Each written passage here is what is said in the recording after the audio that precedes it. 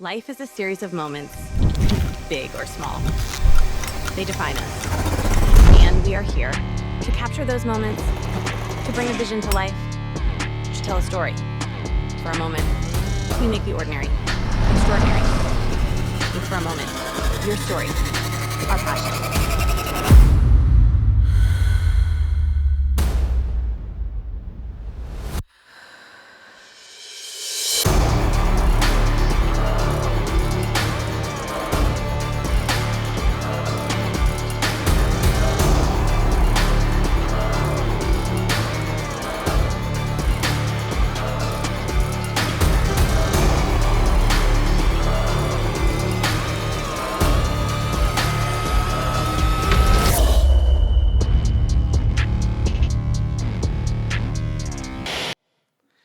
Good morning, Lumico.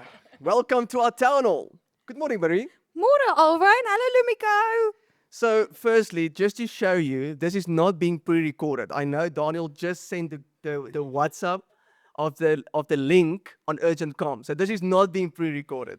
So welcome to our town hall. And you might be wondering why it's just the two of us sitting here today. So actually, we spoke about this yesterday. The whole idea was Armin's idea.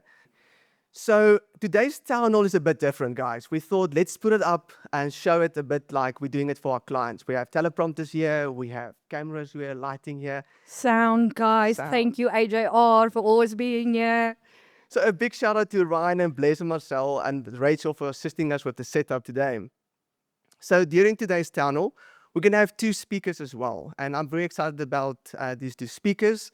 And on top of that, we're also going to open up the floor for some Q&A.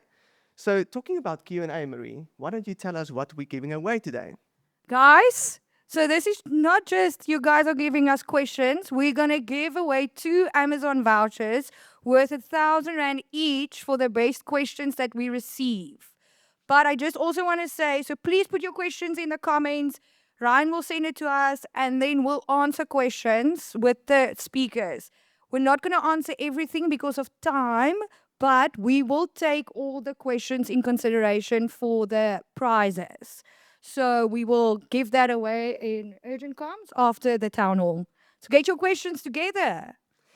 Thank you, Marie. So, guys, it's time to get into the town hall. So, Marie, this was your idea, the theme of the town hall. So, please open us up with the theme. Okay, guys, are you ready? The theme for today is great productions are won before the shoot begins. So, like Marie said, it's easy to think that the magic happens on set. The lights, the camera, the talent, the energy. And we all agree that it is like that. But the truth is, by the time we arrive on set, most of the outcome has already been decided. It's been shaped by thinking, the planning, the conversations with clients multiple times, the preparations, and the clarity we bring before the shoot. Today's town hall is really about that space before the shoot. So, from my side, I think if we can get the pre-production phase right and execute on that consistently, I believe that the shoot will become the reward and not the risk. So, that being said, I'm very excited to introduce our first speaker, Dino Benedetti, a member of the South African Society of Cinematographers. In 2017, he became the youngest full member at just the age of 27. Recently, he shot the Decanteur in 2026, the official South African version of The Office. Dino also won a SAFTA for the work on The Hotel Season 5. And he also helped us with the AECI brand film. So I know we haven't shared the link with Dino as well. So this is the first time Dino is going to see the brand film for AECI. But let's look at the brand film and the work that he's done there. Thanks. I enjoy starting the day with a quiet coffee, waking up before the sun, listening to the radio, and getting my daughter ready for school. Welcome to the morning. I take comfort in knowing that one day she will be able to choose her own future. The sense of security and pride I feel in what I do each day gives me purpose.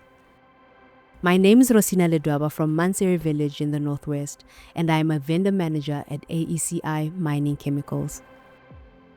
People don't always associate mining with innovation, but I see it every day, from the solutions we provide to the partnerships we build. This is the way we make a difference, not just for the industry, but for people. AECI is known for mastering good chemistry where the right elements come together, and that matters to me. As a mother, I want my daughter to grow up in a world that is filled with opportunities. This is something I already experience every day, from the plant in Cecilburg to the mine I work on. I'm proud to be part of that, in the lab, on the mine, and in life. This is AECI.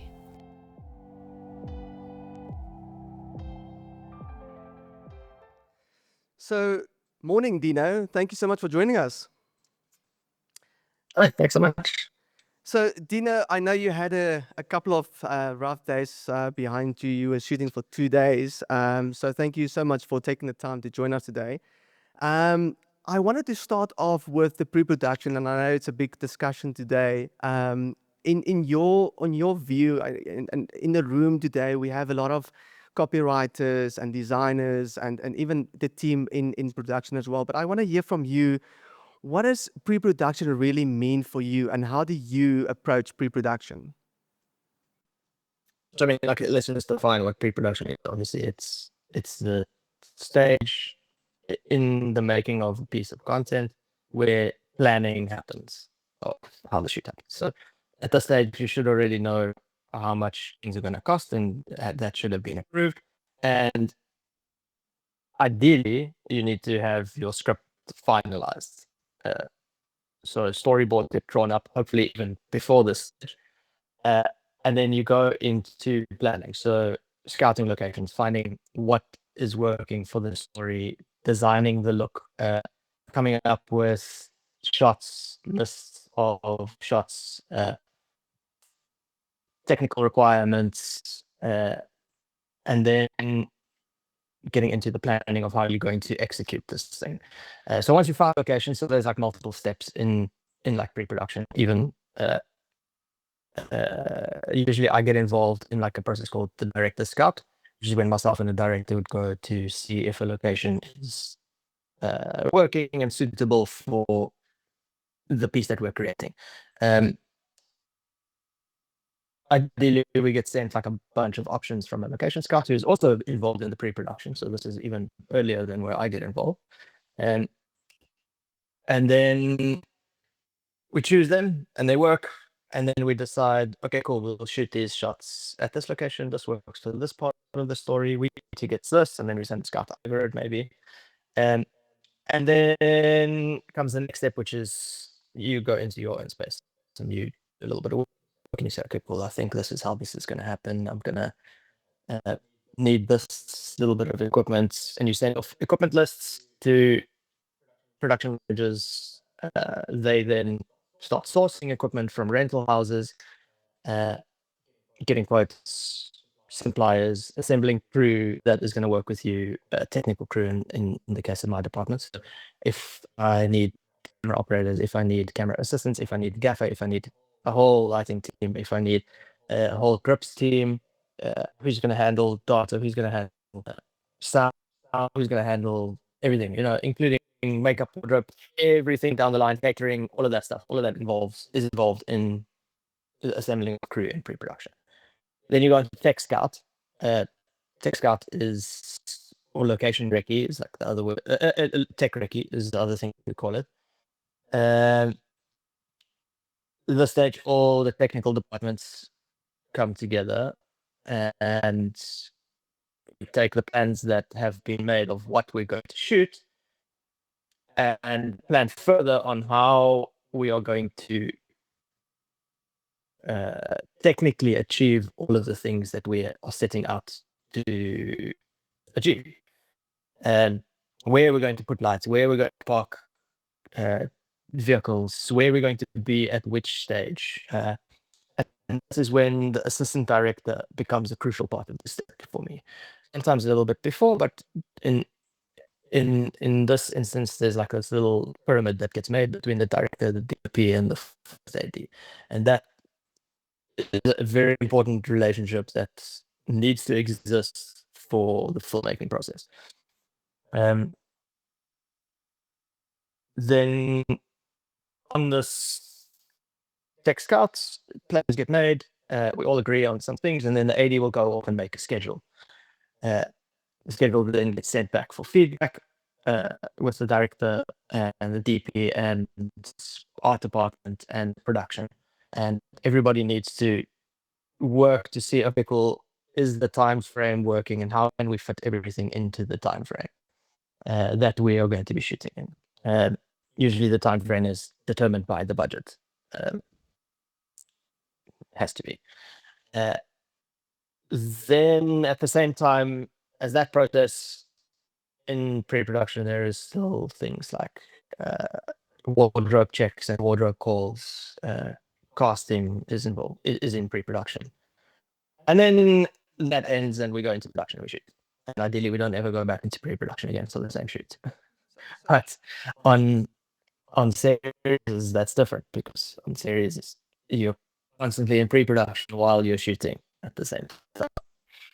So Dino, you mentioned something about this pyramid between the director, you, and the first AD. Just how much input do you have from your side into the vision that the director has? It's a good question. It depends on the project. The amount of vision I have is usually pretty strong in input. And it depends on how early on in the process the conversation is engaged with me. Most of the time on commercial work, there's already a storyboard drawn up and there's a treatment that's been designed on how the project is start to be. And then I just come along and help achieve that vision.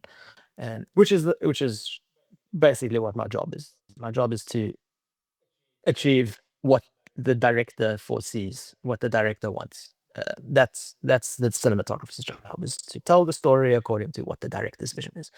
And the earlier on in the process, the more footprint and more decision making you can bring, and the more advice you can bring to the director and the production.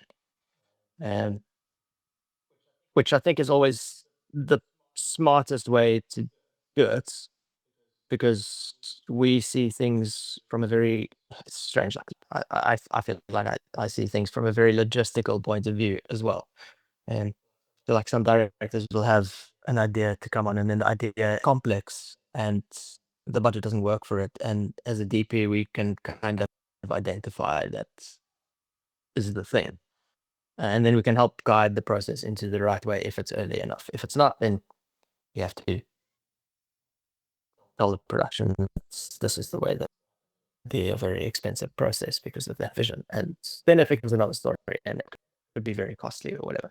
So the earlier the DP is in, the more vision you can input, I think. Yeah, I think the big thing for me is how you work together as a team to get the vision that everyone has over the line.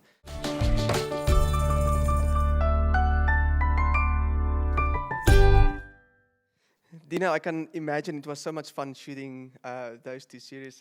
I wanted to ask you, what was one of the funniest moments of Decontour on set?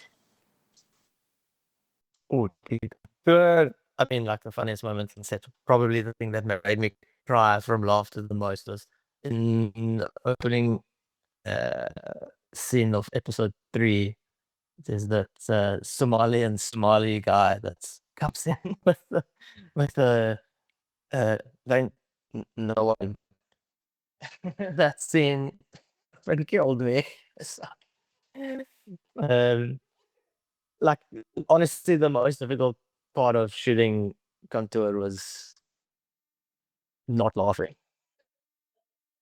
And now you're holding a camera as well, so you have to hold it still as well. So I can imagine.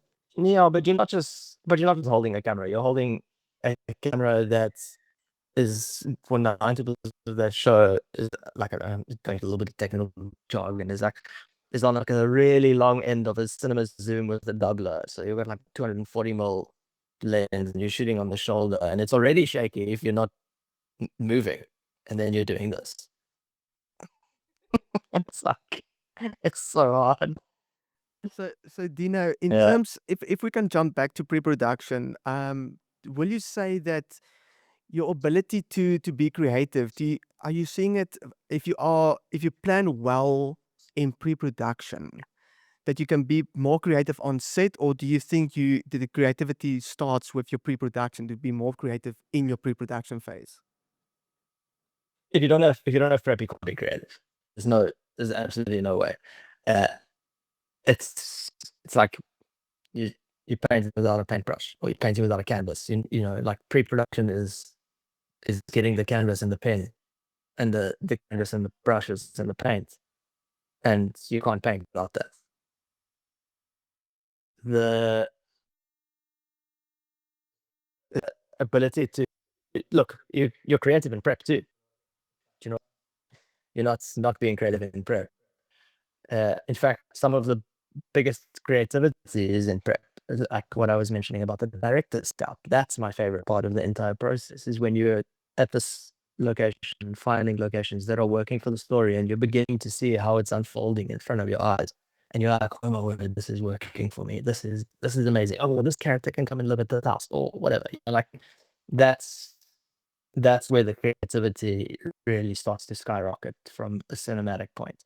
And then if you are like perfectly aligned with the vision of what is going on in the story at what time, and if your planning is to the point that you know everything that needs to happen for everything that's coming, you can play around. And that was like, for Tour, that was pivotal for us. Like, we lit the set so that we could shoot 360 at any single time, and that meant that on set we could have many takes of improvised lines and improvised shots and improvised creativity, because we created an office environment that was realistic to film in. Yeah. And then we could make jokes funnier. That's the best part. So there's a lot of changes that happens where you can plan as much as you like, but on shoot, and the day of the shoot, there's a lot of things that's changing as well. So one of the questions that's coming in on the chat is, and I want to just jump on that. How do you make major changes to scripts while shooting? So shooting, if there's You script never changes, you never change. if the director feels, we have to change something, but also if something happens on set, how do you improvise, and how do you deal with those changes? Changing the script and changing the story is very different things. You can make changes to scripts, but doesn't change the story. So the story has to remain the story. You know, like that's the whole rule. But the dialogue can change, or the beats can work around. But like the where the character starts in the scene and where the character ends in the scene needs to be the same journey. Like, you can't change the journey, because that's gone through months and months of writing process to get to the place where you decide how the characters are going to move through a space, through a story. And if you know the characters well, and if you know the spaces well, and if you know the story well, then all of the decisions are informed purely by the character and purely by things that are going to make the story stronger. So I guess that answers that question. yeah, thanks, Dino. So you mentioned earlier also about budgets and getting that upper grant. I wanted to ask you, in terms of, if the budget is very tight, what do you compromise on first? Because I think from our point of view, we had a discussion a lot of times where we say, okay, there's, if you get a budget, there's a couple of things that you have to let go first. So do you compromise on wardrobe a bit? Do you compromise on not getting catering, but doing it yourself? Or you just in your world, where do you compromise first, and what is like non-negotiables when it comes to, I have to have this on set?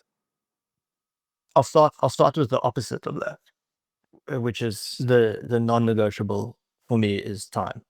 Time is the most important thing that we have available to us. If you cram a schedule full of scenes to shoot, all of those scenes are going to suffer because you don't have the time to shoot them.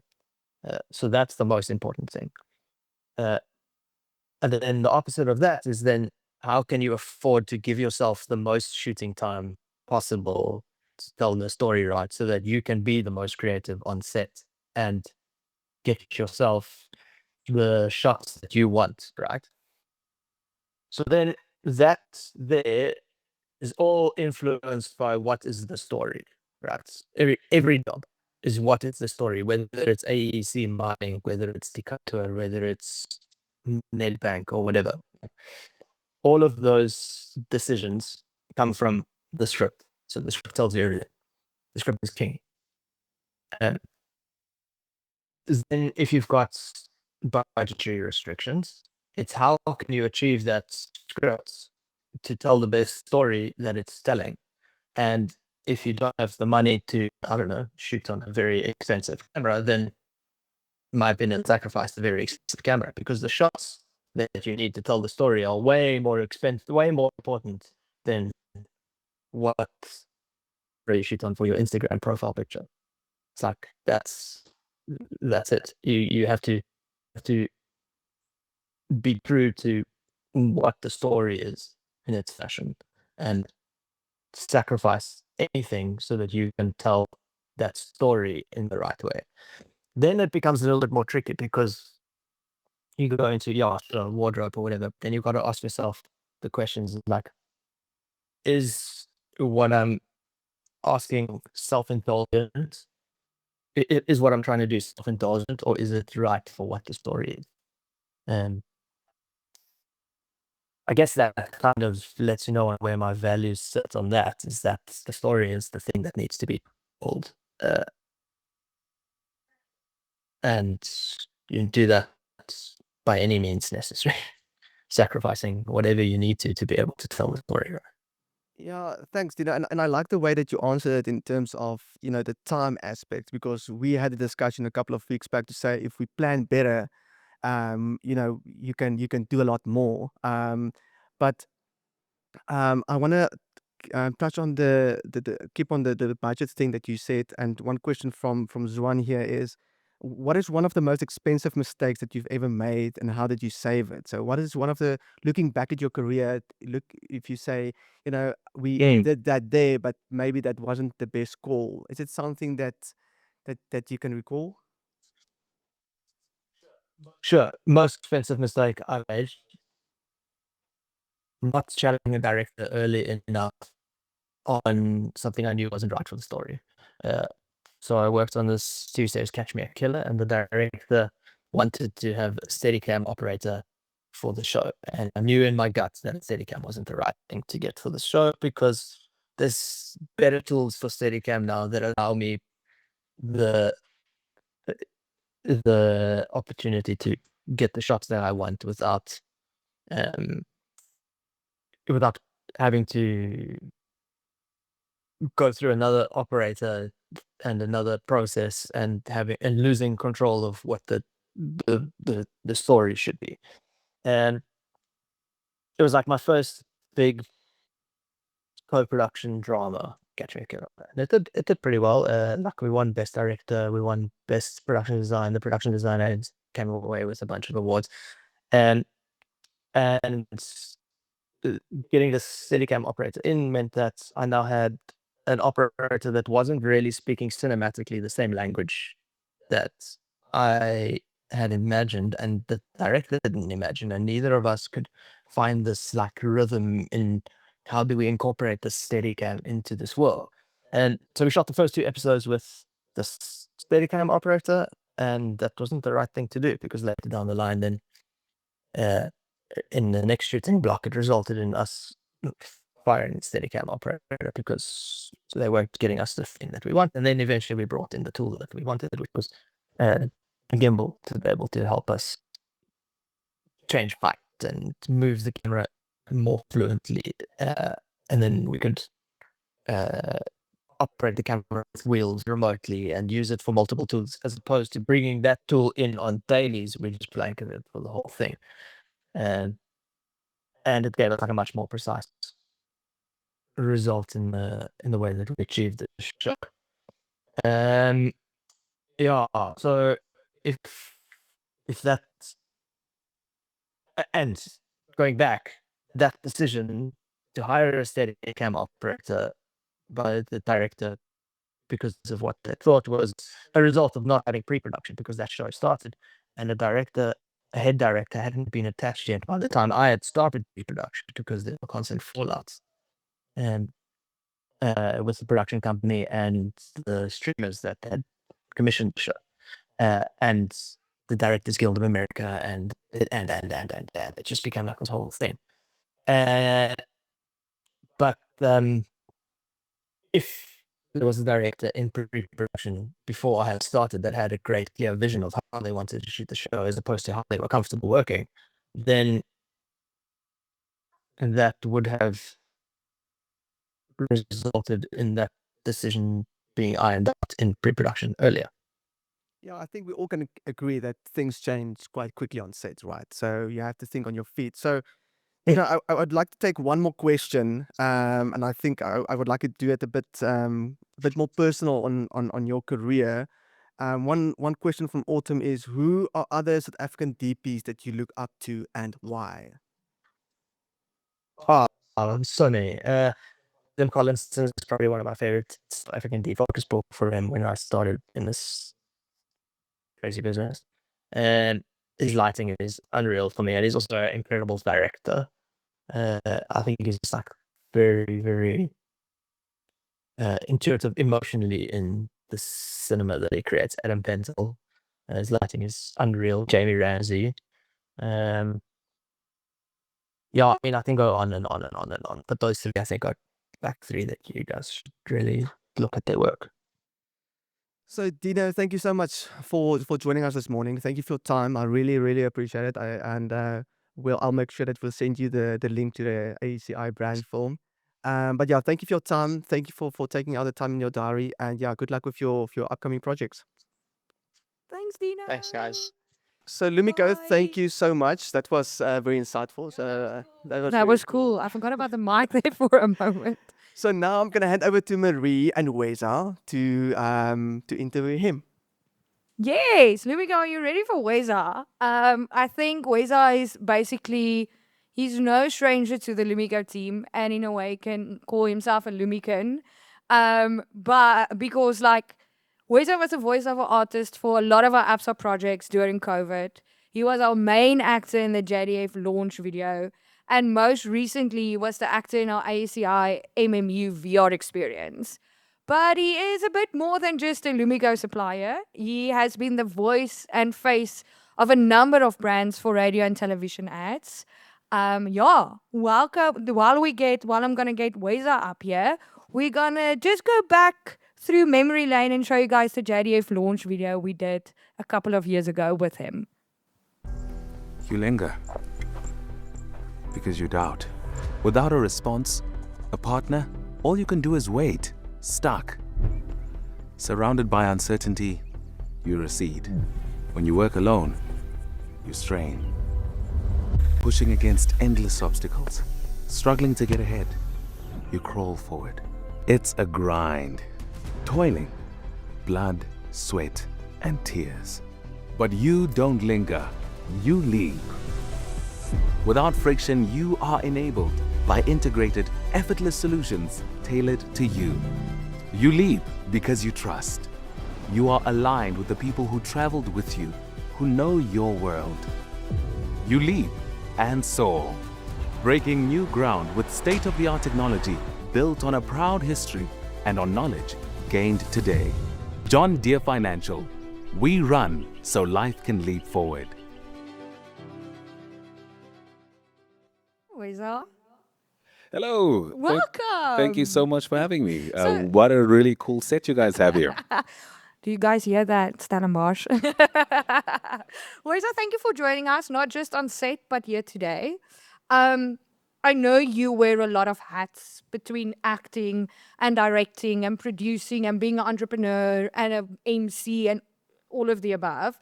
But today, because we're talking about pre-production, I want to kind of focus on acting because I think personally, the actor is not my most important person to think of in pre-production, which I'm sorry. And then I want to touch on directing from your side and producing. So let's just like kind of ease it in. Let's start with your first acting gig. How was that? Like how chaos, good? Were you professional? Were you horrible? Do you want to forget about it? Tell me about it. Well, I think if I think back to my first actual TV ad, where I was like, okay, cool, I'm going to be on a TV ad this time. It was good. I wasn't the main guy, but I was next to the main guy, and that's usually how you start off, Yeah. right? It was for a cheese ad actually, and my only role in this whole thing was just to do this. That was my part. Okay, amazing. Yeah, but I must say I was really excited to be there. Very impressed with just how everything was running. The guys were very prepared and professional. It was amazing. Okay. And would you rather just do that your whole life or be an extra where you just stand around? No, no, no. As soon as I got a little taste of that extra life, I was like, nah, this is not for me. Yeah, horrible. Yeah, yeah. So because in fact, especially when it comes to television, let's say it's a series or maybe even it's a drama or something that will play on. Like I think I've been invited to be an extra on shows like whether it's The Queen or Generations or those. The challenge is that they're there for the whole day, but they're not going to need it. They're not going to be needed until way later, and it feels very unnecessary because it's like, why am I going to just be here to sit here for 10 minutes and then leave? I'm sitting here for 5 hours to be here for 10 minutes at 4 o'clock. And it feels like if guys could have planned a little bit better, then they say, we'll need you around this time, we'll need you around this time. Almost the same way the planning is done in the voiceover industry. So in the voiceover industry, if I've got 7 voice artists that I need to record today, I'm not going to ask all of them to be here at 8 o'clock. I'm going to try and manage that to say, we're going to need you in this slot and you in this slot. And then we just kind of communicate and just trust that you'll be professional enough to come during your time. And that usually helps quite a great deal. Yeah, because it actually happened to us once. We had like 13 extras, and the entire day went on. And then at the end of the day, we're like, shame that girl's still sitting there. And we kind of forgot about her. Oops. She got food and she got paid. So I think she had a okay day. So would you say that's the biggest mistake you think production makes in the pre planning, is that we don't think about your time as an actor on the day? 100%. Whether I was, even if I was the main guy, or even whether it's voiceovers or acting, I felt that the one of the big challenges or big mistakes is just knowing how much time things are going to take, or being able to, in pre-production, plan for how long things are going to take. So if first of all, it starts off with what are the things that cost you time? Well, one of them is clients going back and forth, right? If clients are either changing their minds on set, or there are things that we never spoke about in pre-production and only now they're coming up. So being able to preempt those things ahead of the time as the pre-production team, and being able to anticipate, this is probably going to happen, that's probably going to happen, let's talk about them now and plan, and then at least if we've done that, it won't cost us the time when it's time now to shoot. And the other things that sometimes cost time is not planning how long the actual dialogue is going to take. Let's say, for instance, you know that you have a 30-second ad. So there's no use shooting a 3-minute dialogue if the ad is actually 30 seconds. You have to, in pre-production, plan that so well so that you can be as close to the actual time when it's time to perform it now on set. And if you don't, it's going to come back again. Now we have to debate now in front of everybody. How do we make the scene shorter? And it's costing time. So now from an actor's side or even a voice artist side, those delays in time cost more time. So you might have planned something ahead. So maybe as an actor, I know that you said I must be here at 8 o'clock, and in your planning, you said I should be leaving at 2 o'clock. So then I've got another gig maybe that I say, okay, cool. That means by 4 o'clock, I should be able to travel and be there, that particular gig. Now, because of the things that are costing you time on set, this time is getting shifted and shifted and shifted. Now you start getting actors who are anxious. They're not performing as good as they should because they're thinking about their life after this. And sometimes you might even get actors who say, sorry, I have to leave. And now that costs you way more because now here's your client. You know, you've paid for all these other people. This person has to be here, but now they want to leave. And now that causes big, big drama. So pre-production can help a lot in all of those scenarios. But to take it to the other side, do you also need to kind of pre-production plan your life. So what would you say as an actor, because you also need to get there and not waste my time, because I'm not going to waste your time, kind of, it's like a valse that we're going to have to do together. So what's a big like planning mistake that you made in the past as a newbie, as an actor, and what are you doing, like how do you plan now better because of that mistake? So I think it goes back to that same topic about time. And though you guys will say, hey, you're going to leave at 2 o'clock, you need to not be. You need to kind of be more realistic with time and not shave things off so close and think that you can agree to another thing that's too close to this particular time.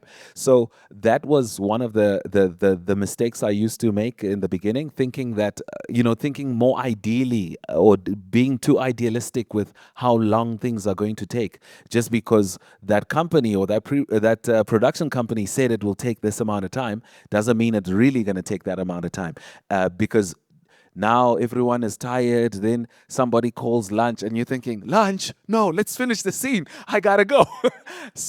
so that anxiety costs a lot, because you first of all you sometimes it comes through in your delivery, but more than that, it also can affect the next gig that you're doing, or even this current gig, and how the current people that have booked you feel about you, after the fact. So I think from an actor's point of view, planning is what do I agree to on the same day, given that the nature of this particular thing sometimes can go over. So planning time is very important, and not kind of getting things too close to each other.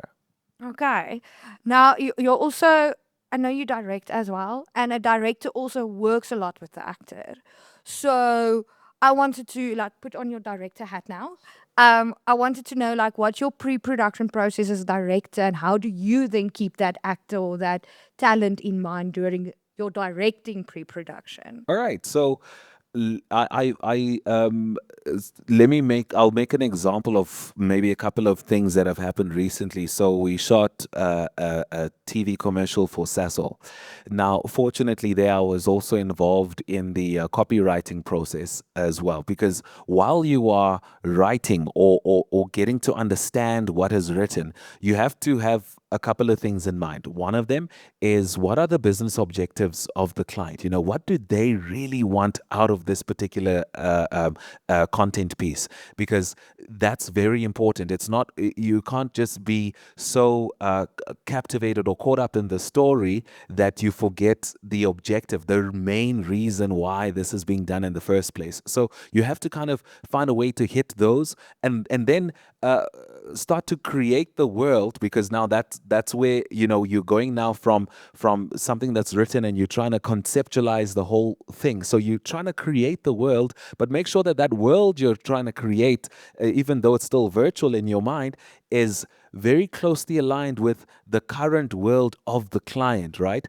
So in the case of for instance, there was this ad we did with Big Zulu and so on. So we had to think, okay, client's objectives is, they want people to fill up more at Sasol, but they also want to position this brand as a brand that is a melting pot of cultures, because it's the only proudly born and bred South African fuel brand, and they want that pride to kind of come through. They want to unify worlds in this rainbow nation, and they also want to tell people about the new positioning line, which is where your spend pays you back, because they want to kind of show the practicality of this rewards program. So now you're thinking, okay, that's what they want to do. How am I going to plan that properly and kind of create the world? So it goes into who you're going to pick as the different actors, and why are you picking them, and what world do they represent, and how does all of that come together. Then it is also then, okay, how will they deliver their lines? So you have to think of the scene selection or the shot list, or what is the pace of this ad, because now you're seeing it written out, and when you time it, when you just say it, it might feel like, okay, this can fit into 45 seconds. But the challenge is that there's so much acting that also has to happen. So unlike just when you're in a boardroom, you're just saying the lines. You're not thinking about the subtle movements they have to do in between before they say the lines. So those subtle movements cost you more time. So you thought, okay, now on paper it looks like I've got a 30-seconder, but actually when it's time to act it out, now it's a 1-minute piece, and it feels like now you have to kind of decide what to cut and stuff like Yeah, now that. you So kind of need to rush the story. yeah, now you rush the story, and then you feel like you've done it an injustice. So much of that has to happen, or that thinking or that planning has to happen, and you have to kind of keep the client along with you in the process as well. Speaking about clients, we know that and that's where I'm always very happy when Daniel's on set, because like the director manages the client and the expectations on the day, really. Like that's kind of one of the priorities of a director as well, and the executive producer. How do you manage them on set? Like if something changes, or they want to make a script change, or you see, oh, we're getting behind schedule or something. How do you manage these clients and their expectations on set and still make them happy because they are clients? Yeah. It's really tough, and especially when you have a client that feels like they had another childhood dream of being a director or producer, because you They're start going to be creative now. exactly, you start to see it when they come to set, because then they start to get excited. They want to add things, they want to change things, and so on. And one of the important things to communicate to them is the unintended consequences of the decision that they thinking is going to be a good decision that they're trying to make on that spot. So sometimes they would see something and say, oh, it would be cool if they did this first and then they did that. And then you have to make them understand how that is going to affect everything else, or even the storyline in itself, or why that doesn't make sense, or even how that is going to impact the budget later on. So the more you help them understand, I use the words unintended consequences on purpose, because they have only a good intention in what they're doing, but there's unintended consequences of that little change that they think is a little change. And then there's like a ripple effect, and it feels like, now if they knew how bad this was going to be, they wouldn't have done that. So it's important that you are able, as let's say a director, you're able to kind of anticipate those things, kind of see ahead, see a few steps ahead of them, and then be able to articulate that in a let's say an assertive, firm, but also in a mild way, so that they don't feel like you're pushing too hard. Yeah. And sometimes you also get clients that's not on set, or they are on set but they're not really like engaging and they don't really look at it. How do you then make sure that even though they're not like invested here in your neck, still, or not there at all, still aligned with what you're doing on the day? Because that's the thing we struggle with. If a client's not there, it's like, okay, we kind of make the final decision on our own and hope for the best. So that can be dangerous, to make the final decision on your own and hope Yeah. for the best, especially if when it's time to show it to the client, then they say, but this is not what I agreed to. And I've had that happen as well. So what I've seen is twofold. Let's say the client, there's two scenarios. The first scenario is the client is not there, and there's a particular crossroad that you're getting to. You have to call the client and say to them, look, here's what we're seeing, here's what we're dealing with. If we do this, this is what it's going to mean. This is why, and this is what we're thinking to do. But I want to tell you why we think that, and they explain that. And then if at least the main person, the one that you know is going to be the biggest hurdle in the boardroom, if that person buys in on the idea, at least even telephonically, then at least you know that you've got a higher likelihood that this thing is going to work out. Yeah. And then the other part of that is you've got this client, they're here, but they're not really invested. So then it's fine. Do your shot and then maybe only show them the final shot and say, hey, and then pause for the final shot and literally Yeah. say, hey, can you have a look at this? And then they see it and they're happy.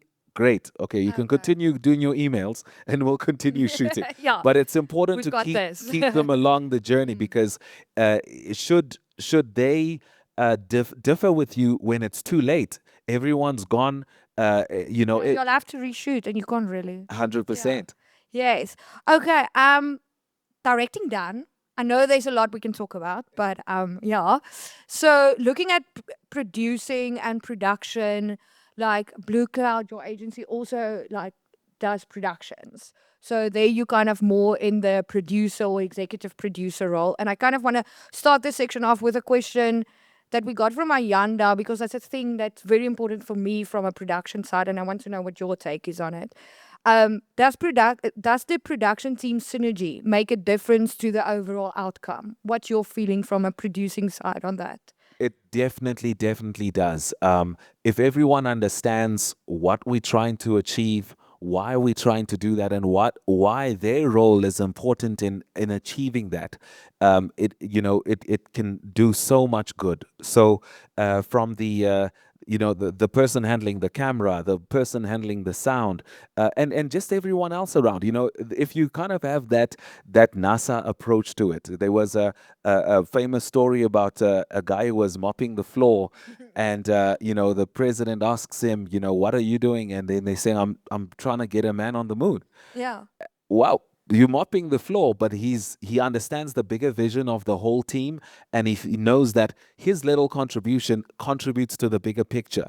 So if everyone kind of sees it like that and takes their roles just as seriously, then it's gonna lead to a higher likelihood of a better outcome.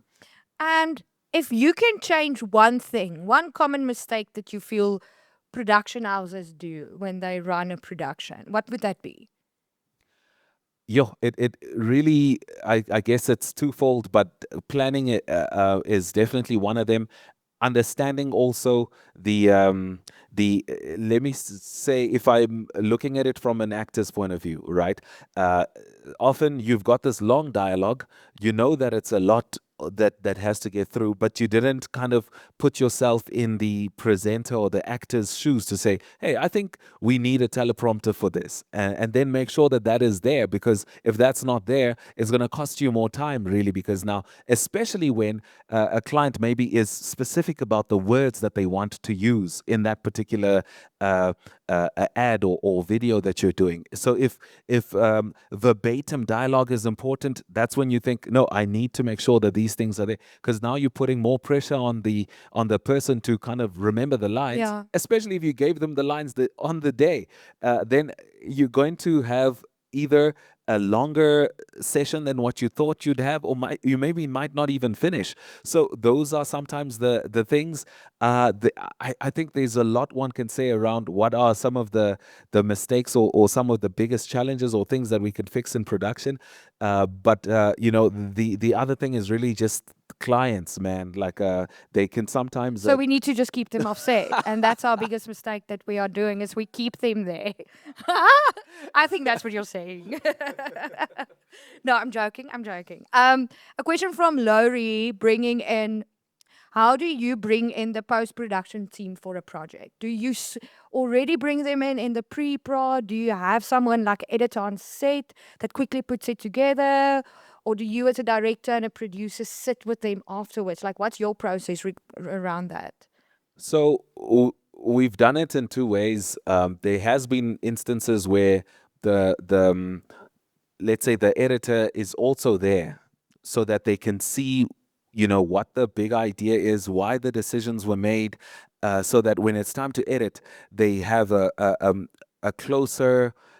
Let me just say they're a little bit closer to the concept, because if I'm editing cold and I don't know what was going on. I just kind of see the script and I know, okay, I'm going to look through all these to try and find something. You might find that they won't take the best takes, or they won't think more creatively about, why this take or that take is more important. Why should I come closer in this scene and not, and not maybe take the wide of that same scene. So it really does help, but it also does help for you to sit next to them after the fact when they're looking through everything. Because honestly, depending Stuff on the type of changes on day as well. yes, and depending on the type of editor, if they just want to get the job done and they don't really care about being perfect or being, there's beyond perfect is like mastery, and if they don't care about that mastery level, then they're just gonna take the first good, like the first seemingly good take, even though okay, that was my safe take, but then we did a creative take and it was so good, but only you know why it was so good. And if you're not there to tell them, then they might not pick that one, and then you've got the story, but it doesn't quite At do the last punch. It means. 100%. Yes. A question we have from Anareen is, you wear a lot of hats, if we can call it like that. How do you compartmentalize them? Afrikaans just like came out, sorry.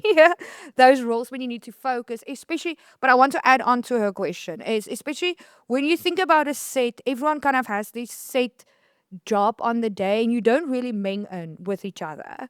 So how do you, like, I'm the producer today and not start directing the actor? Like, how do you keep to that role because you have a lot of different roles in this industry?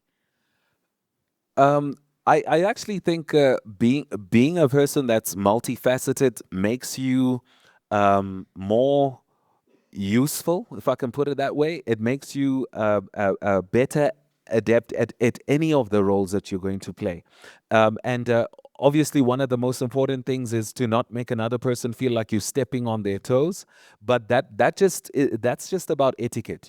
You can decide to say it out loud here, or maybe you can decide to just call them to the side and give them a tiny idea, but let it still be their decision if they want to take it. And then they might appreciate you for kind of pointing that out, and then they go back and they make that particular change or that decision. So it really just comes down to tact when you are multifaceted or multi-talented, and you feel like, I could help the actor. I know I'm not really the actor today, but if I could, then I would. And it's just about, do I do it in the public display of everybody to that everyone's like, ooh, look at him. yes, then it starts to become an ego challenge. Yeah. But if you just decide to tactfully talk to or give tips to people on the side, and then leave it up to them. It's not about whether they took all your ideas. It's really about what's going to help this story come out the best. Yes. Last question from Zuan, and it's a bit more personal, is if you can look back now on all the jobs as actor, voiceover, MC, you can decide. What is the scene/job that you are most proud of to have done, or think you landed it perfectly? Do you watch it back often? Sure. Okay. Yeah, because I am I love mastery. I always think the toughest is like the best. If it was tough or there was a lot going against us and we still managed to do it, then it's like, yeah, that's cool. And yes, I do still watch back at some of those things. One of Do you them, watch your Dal Direct ads? yes. So Okay. those are also And the really cool. JDF one, obviously. Watch that weekly.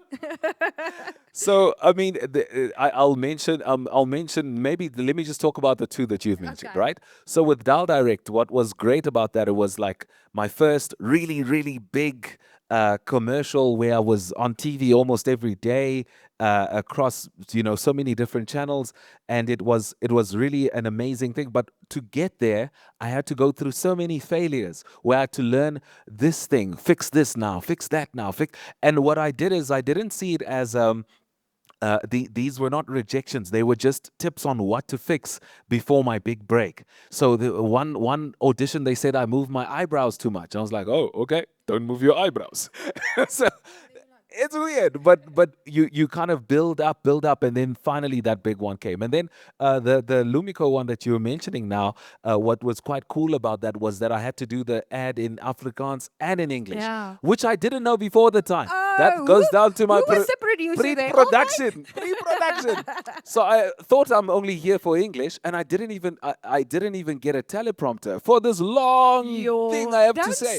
this. Baba. Okay, cut. You're done, Ryan. So we're learning. This is a learning session. We listen, we don't judge. Okay. So but what I'm saying is, in that journey, what obviously the great thing is that I'm already, quite advanced, so I can kind of internalize the lines and still deliver. But if it was maybe somebody else, they would struggle even longer in those type of scenarios. But why that one was stand out is that Afrikaans and English, you have to kind of still deliver a really impactful delivery both ways.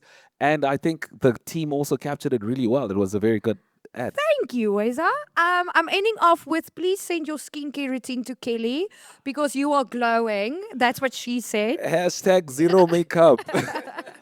Thanks for being here, Weza. We really appreciate it. Thank you for chatting with us. Wish we could do it longer, but then we can just cancel the whole day. Lumico, thank you for listening to me and Weza talking a bit like wat praat bol. Ja, praat Afrikaans is fun. Ja, ons praat 'n bietjie bal hier so by Lumico 4AM. I always make this joke to Donnie and Alvin.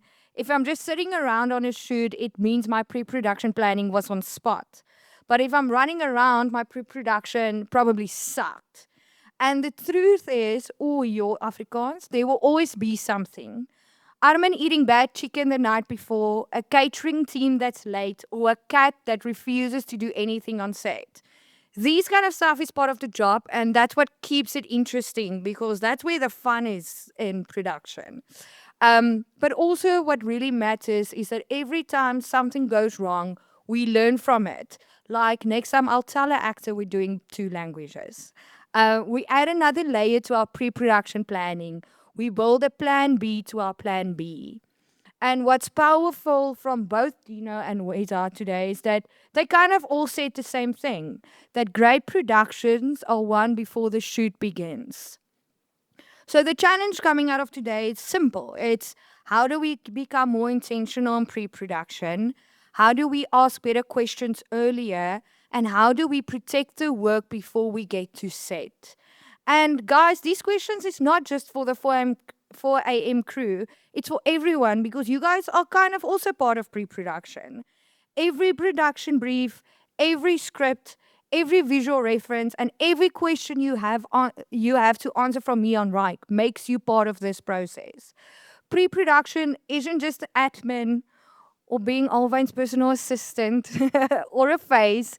It's the foundation of every video production we do. So, thanks to the Lumico crew for being here today. Thank you for everyone joining in on YouTube. I'll see you in the next pre-production meeting. Bye!